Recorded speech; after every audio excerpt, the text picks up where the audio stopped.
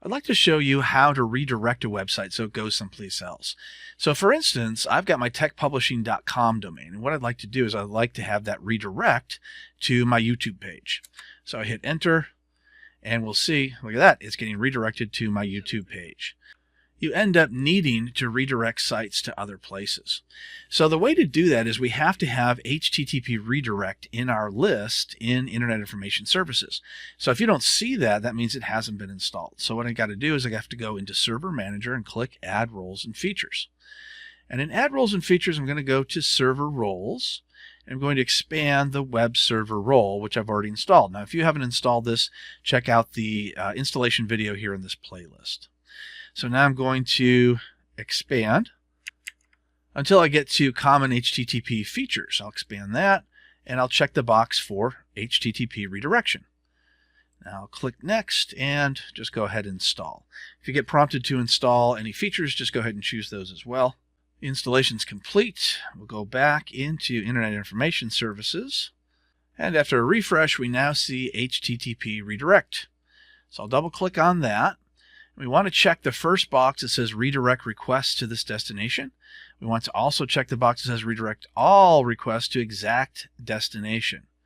Now I'm going to paste in, there we go. This is where I'm doing my redirection, but you'll put in whatever website you want. Now you can see it's not just a website, it's not just youtube.com, but you can put in the exact folder path after whatever website you want as well. So if you're using a virtual directory or anything else, you can put the entire path in there. And the easiest way to do that is just to copy the URL right from the web browser and just paste it right into here. Now after you do that, you can click Apply, and then go back to the default website. And you want to check one other thing, and that is under bindings. So we need to make sure that we have the names of the websites listed in here. And we want to put them in under 80 as well as 443. So let's say, for instance, I've got my default website, which is fine. So I'm going to click Add, and I'm going to choose HTTP. I'm going to say that if anybody hits this particular address, it's going to be redirected to my YouTube page or whatever web page you're using. So I'm going to put in a.com, for instance. I don't own a.com, but I'm just using it as an example.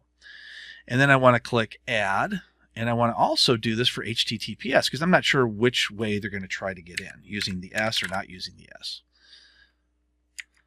I also want to choose whatever certificate I'm using and click OK. And then I'm going to click Add, and I'm going to do b.com, c.com, however many different websites I have that I want to be redirected to that other location. And then once that's all done, you want to make sure that these websites are pointing to your web server. So if they're not pointing to your web server to begin with, then you can't really redirect them. So you can do that. If it's internal, you can do that through your DNS manager. If it's external, you can go to GoDaddy or Network Solutions, whatever it is that you use, and just make sure that a.com or whatever your website is pointing to the IP address on this server.